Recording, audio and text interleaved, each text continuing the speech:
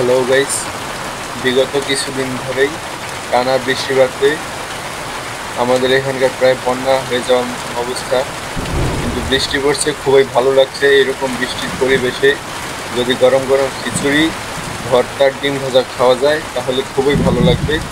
তাই আজকে আমি ডিম ভাজা খিচুড়ি বানাবো।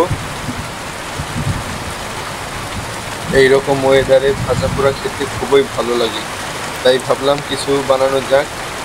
কিন্তু বৃষ্টির মধ্যে কি বানাবো, ঘরে কিছুই নেই, যা আছে তাই দেই। খিচুড়ি বানাবো এবং ডিম ভাজা প্লাস ভর্তা। এই ওয়েদারটা শুধুমাত্র এনজয় করার জন্য ওয়েদার, খুবই সুন্দর ওয়েদার। এইরকম ওয়েদার কার না ভালো লাগে, খুবই সুন্দর ওয়েদার।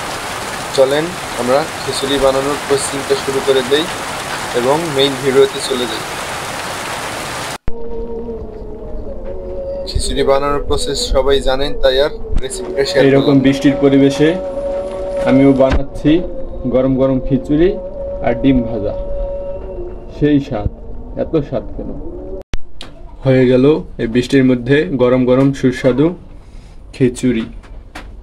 এখন ডিম ভাজবো, তারপর আরাম করে খাবো। ধন্যবাদ। যদি ভিডিওটি ভালো লেগে থাকে অবশ্যই like, comment, share and subscribe করে দেবেন। ধন্যবাদ সবাইকে। আসসালামু আলাইকুম।